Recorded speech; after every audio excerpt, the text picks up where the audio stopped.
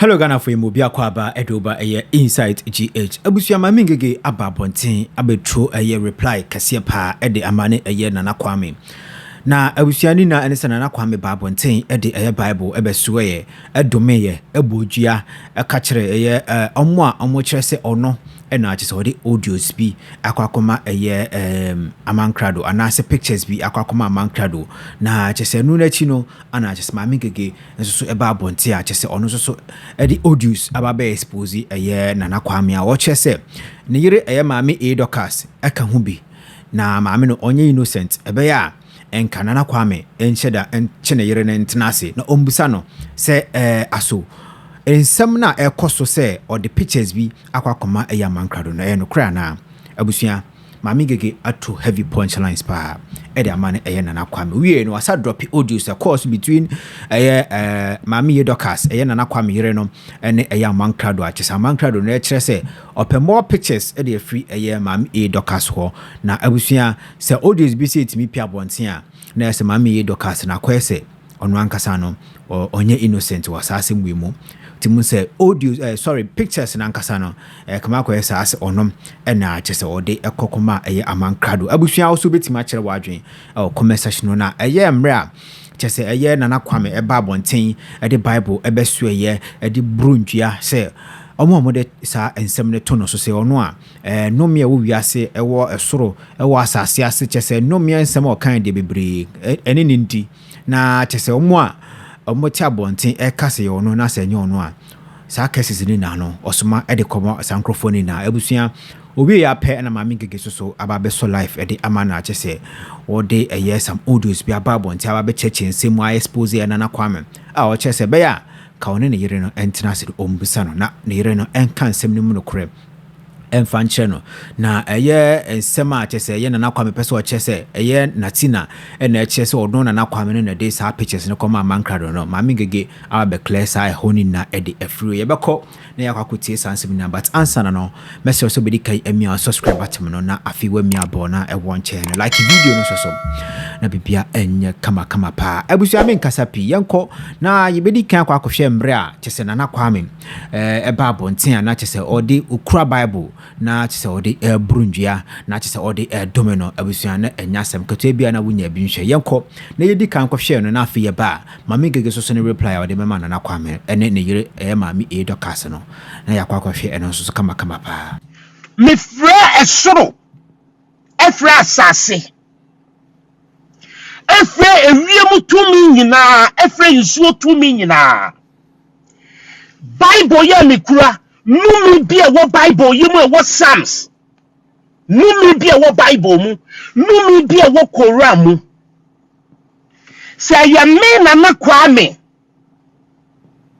ena me did natina sister picture ekoma Amankrado a Bible yede no mu bia ne me Nana Quame ndi eni masefo nyina eni mindi say ya me Nana Quame me ti ha ene me ne mo kasa ya say aboa wowo oka ni breso aboa wowo oka ni breso say ya me Nana Quame me ti ha ena me ko kire ya maame agrada baby anate na maame eti menimu ho twi ba ye de be share me anya hwe iti na me de Bible no assign me ti me say enumi bia wo Psalms wo Bible yi mu enumi bia wo soro enumi bia wo asase ase enumi bia wo wiase say ya me na me de call ya enumi ni masifo edi for the rest of my life na say ya me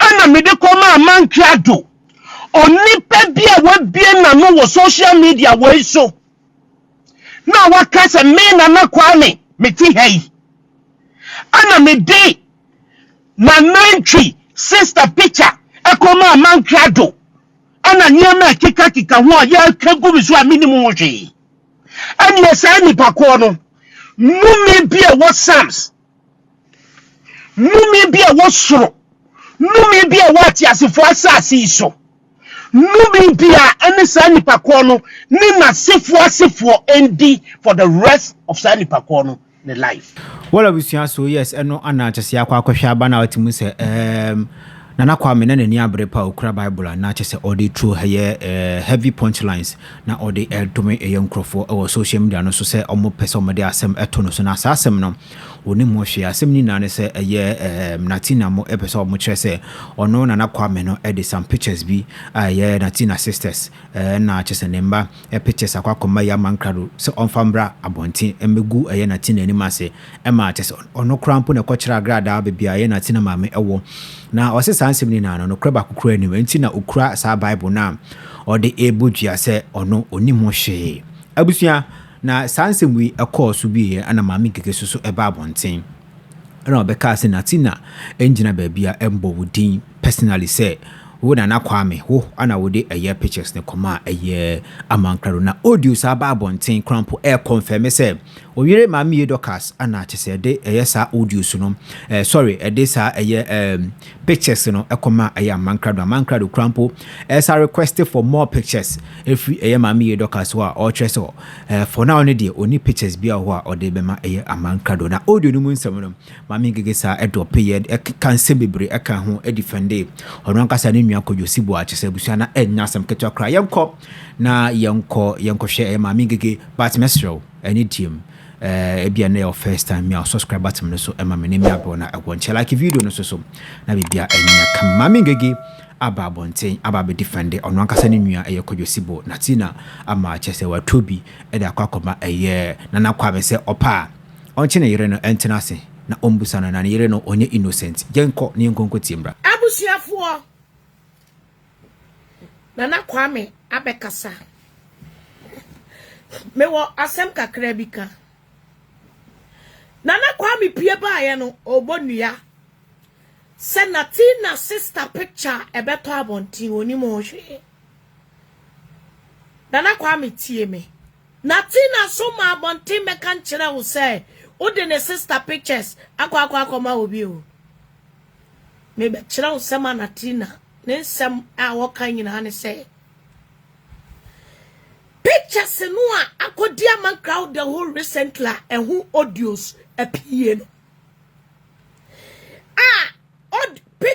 audio ni mu no Amankrado ka se na pictures na biemu wo ho asafa bi beka me ho eno na amagana fo nyina ka se na chese Nana Kwame ne yire Nana Kwame listen there is no way say ye bebo wo yile Dorcas din Maame Dorcas there is no way say ye bebo wo yire Maame Dorcas edin wa bra yen kasa Nana Kwame yire Apostle Maame Ng3g3 kanja say wo Nana Kwame what time ne picture bi akoma no tie ni statement you make here Apostle Ng3g3 say wo yire ba Ghana e ma mu twa pictures na brasa pictures no only wo yire betray no asatanfo he knew say ka wo be standing no matter what send yenke ye wo no I know Apostle Ng3g3 for short period minim de sa fe obesa sesa and the nipa sesa and a dear many passes as a sour. But me kwaya me who Apostle Ng3g3 obia. When he loves somebody, I will call it as a sister, a brother, a friend. No matter what. Or trying the best to stood up and I stand up for that person. So Adiana we are shock. Omo ni wo manya no obi ani wono mo a sa picture dada no a ye kwachichiri wi edi gu Apostle Ng3g3 no ma Amankrado etugu fremem edit picture no edi wi ko bia ho no Apostle Ng3g3 asema wo kana montene say oyile ne frɛ no be ka kire ne say wo hu se obiebie wo Nana Kwame wo bia ne bag mu according to Apostle Ng3g3 si obetimi approve a kire mo sa oyile ene be frɛ no e bra na sa picture ne ko viral no because onim ni se eya oyile ne twa sa picture ne wo Ghana eti ade a ekọ viral no o se wo yile na be friend no e ka kire ne say ohuru se wuwu bie ne potomanto ne bag eyiyi pictures ya na ade agu foma na ade phone ehwehwe so etwitwatwitwa na wutwitwa wie ye no wo se wonim ba bia wo de koye eti wo se ka ubusa wo yire uti asem na ekoso yi enu nti ne bia mankofo ka se wo ne wo yire ni mu bi. Number 2, Sister Doris picture no. You and I know how beautiful Sister Doris is. She's really pretty woman. Pretty woman. Onigu honma Amankrado to be feeding the bush and phone. Sister Doris is pretty woman. Nenase, our dear sissy from. Nenase, our dear sissy from. Ha? Ekura wa animonyam eche Amankrado fie fo nyina. Oma sema wo mu ka eye simple. Wo yire Maame Dorcas ene de ne phone etwa sa picture no bronya bre. Tie yanya nkura wo. You can lie. Ono yire mbetimi lie. So far say ye ni prove a wo so picture de akoma obi. Nanso ma wo refi se abu a woni dua nyame ne pram e ma wo yire ene wo ne wo yire ewremfi se o koto ahwe koto bomu no na onyame hwewto o yanya nkura wo de wo phone etwa me picture so many years me wanya asem ya edit picture no ko ya edit no picture no twa ya wo di bi breme ena usu kipu bie ba wo de ane ko ye ne yakọ edit picture no but the full original one now we send the blame no is there. So omla mebusa me ama fa me fu entwa ne picture se me ne apostle entwi ene ne ma epie ye family ye ko ba bia. We took a lot of pictures. Me picture bia ni video bia sem pese mi post to her. Me di can send the come apostle entry na yele anase wono. Ma ka chese apostle rema me. Me post to. O ka se me post to no ma post to. That should tell you respect we have for each other. Ochina ya da so de na pictures Bibi apostle entry ka se me posti. Se me ye bema. Me say me show abo me to. Na me fu se me ni apostle entry e wa asem a. Ye. Ade e wo se me ye ne say. Se me ye bema e wo se me post two picture no. Me post two picture. Na the apostle entry wono. Aye dey. Me they said that you people know say I stood up for my brother. Yes, let me put this picture here. Yes, I stood up for my brother. Enti une wo yire and a picture no e wo mo makachi. It is if you people have balls enough, some betimi afesi apostle entry in the family. I am more page now, some post to know. So what you say? I am page and I'm post to know. Mesrao, my stars, my mommy love. Quadrosibo and a nanny at the atron. We'll show more love. Picture say yamofe. Ofesibo. Ene se wasibu mo my love mo my likes mama emi ama me 1,000 stars so me nua na nanchi asem o kachire public and kasa ye tie nyina ne se wo na Quame wane wo edi agro ene Maame Dorcas bodi agro no be today from Ghana to wonyumu tuomu se wo boni bi tia mo anase so no so kase wo ba abontea abe kansam a kire wo a ono so benya bia kapa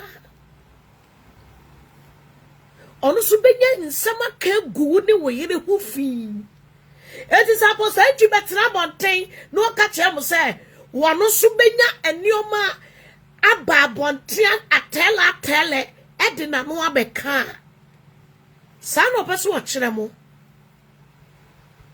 okuta niema wona adwene mu if our memory from Ghana agora mo ne nadie wo problems mu agora wo ne nadi wo problems mu wo mo kɔ ene mo ba mo nkomodie mu okuta niema wona adwene mu a ono so kase wo pie ba abonte a ensama wo de be free na no be gu abonte no enieme kuta gu na adwene mu no ebi a wo be lusu o na be lusu hwekwan a ensem bebre fa asosiye hwekwan a modi apostle entwene ne family na Quame maye wo tebo. I stand to be corrected. You say you know nothing. Oyile no evidence yekuta mi sesi awa. Your wife is not innocent. Che oyile ne tina se Nana Quame. Nana Quame. Che oyile ne tina se. Nana Quame. Che oyile ne tina se ne busa ne nsem. Your wife is not innocent. Nyesa u bete AUDIOS. Konsa woni wono ankasa ni obi kasa. So on the record Amankrado na record no. O betin sem, o beti gumbe sounds. O yembe shew. O yele no onye innocent. Ewo pictures ne ma. Na ju asam oba ya obeka ye ne say. Ne sister epe baby ma wo dai. Ebra oba besi ato wo ne magu abonten. So edu bure mu odin ne kura na wo se ka do wani to. Wa ho hie blema oba besi ato wo ne magu abonten no. Empo nka wo nka bi enkoka na tamfo ho ma na tamfo mesolintia. Na nature some is simple. You people don't want to understand my brother. Why? You people don't want to understand my brother. And you mele waba life. So wakaswa wanyeme kutekutano. Wana jinimuwa odigu abontea. Kwa dibeti miye gumuhu fipa. Eti from Kumase. Ebe pim lendi abontea so. Nanti amoni na nanti. Eti upache esa wande wani memory. Wani niyeme kutekutano. Egu na ajinimu. One just wakasi wakan semwa wade no kure enye cut and paste anase enye ntoro ene begum meboa na woni omo asem ne ye ayi so up to now enioma I paste minua na nantwi off they say sempo you can't stood up for him po sempo untimi ne ekoso no untimi nka bi mano wone wo yire muntimi kura mekoma no a enne na tamfu nkoye baako ogina na tamfu a ye de sini show so emeye wo bukenten emeka se ono na nantwi no onya ne ho ye ni ebehu ye no ma ni nkofo bi akose adwuma bakofa obi yire na me obi akose adwuma na mo be gu nani mase me se na nantwi na ye ni papa po wona ye dia moma kwahye nkofo akidi aye no aye amamuru emfi se obi timi hye nkofo achi ntimi nya bibi ntiamo ba ka hu se nipa no hwe ni oye different amo ono ne twene so one ma ye bi pen na upe nipa akose na chia obi ono ni turumu atu ho man ho na ne kokobo obo wa na be yegu ti Germany yadi ni turu mama na pampa mu nwi nyina tete atogu mo anya ni papa pa bi akwa nkɔhye mechi mo we sene na na si ye bema tenten gra mu ni mo nyamfo ya na mo ko pani pa bi amna ba be fesi na mo ko pani pa mo me fesi mema mo me fesi no na nkura ne agro bi amudie no de se mudi agro ko pani pa bra no ne aman na nantwi matin na embo akatim atupom atumpaya usipi pafa onipa onantia no wohuri sane ne kwansi ayira Amankrado onipa wonama no wachim sabidie ka onipa watena kunya sore so wana ne to anwuna gu akunya so you people, you are jokers. Nobody can break me near the bear money down. Nobody can bring me near bear money down. I am behind him, both physical and spiritually. Obia boa. When I say I'm behind somebody, no be joke. You can't bring the person down. Not on this social media. Etinana Quame, nobody is talking about you leaking picture or leaking anything. Kokatsina wo yire Maame Dorcas say me timi akyerɛ no 150,000 proof. Say wa record ya Amankrado papa. Eni ono nko a o. Kokobo so wa recording it too. Eni ono nko a o. Me say kokakyerɛ wo yire Maame Dorcas. Say me timi approve 100 million times. Edi akyerɛ no say wa record ya Amankrado ankasa. Based on some text messages, any audios, any bia obi dia ba be gumi messenger, I can prove to oyire Maame Dorcas. Sa on na recording Amankrado voice way. Maybe voice way. Na Amankrado yobi amemi dwa no. So munim say Amankrado do no ya boa. Oh. Awusuo ne Maame bodama wusuo ni bia fa ni tirim. But base of fiti enra ne be bia be gumi messenger. Kase bia wo yene ne ko kasa baby. Not as Amankrado was started tape no na no. Nobody trusted Amankrado. I don't blame your wife. O wife Maame Dorcas, I don't blame her. Because obia benya Amankrado wo fun subi ado ko hye adwuma bia record no enya no mon record Amankrado sa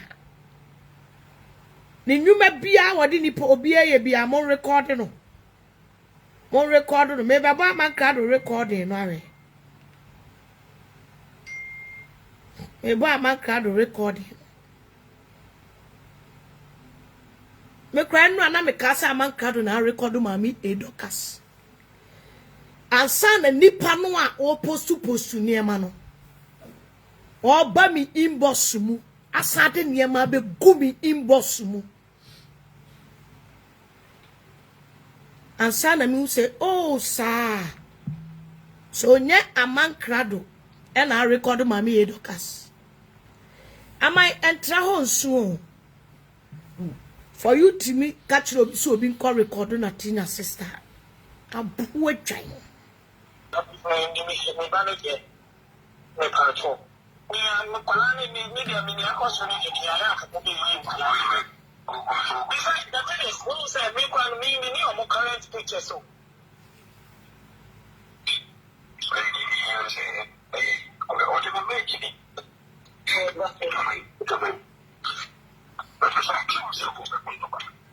Amankrado a wo kachire obi se obi de ne ma age mi o mana wo manim se wo yuo o mana obana de ho tantan no obana wo se ewura mu kokote o mana wo mu ho fifo tantan o mana wo mo se apropro nkro mo ti abrochire o mana wo ma chonchom no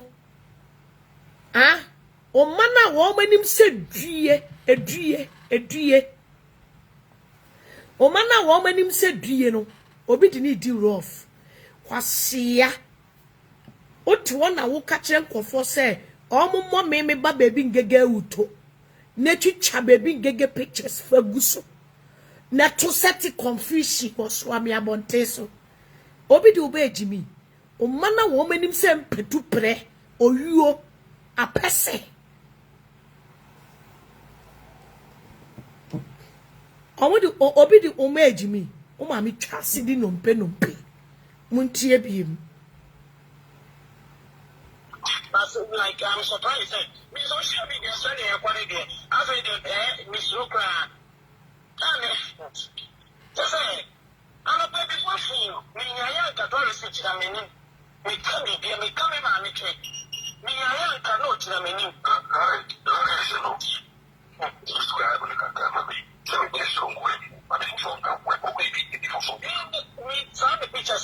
Tie, was a mammy for Franca Hue. Who will be before Flotania would dear mammy? Come on. And dear mammy, Dorcas, the Quame, Amankrado. Amankrado say, Casse. Who will be before Flocania, a Chania would dear mammy? Mutia audio na beto abontini. Me say, Nana Quame, your wife is not innocent. Per after enrami video wa me ye. Owie na Amankrado so won call record wo bi mra. E na wo yere. A record Amankrado na nkasa.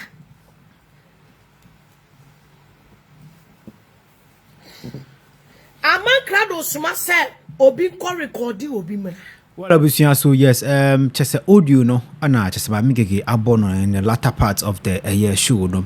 Na just busia otibi se Maame Ng3g3 oni Amankrado kanina kama koye se ono ene de pictures no koma Amankrado pen more pictures e de free Maame no ho.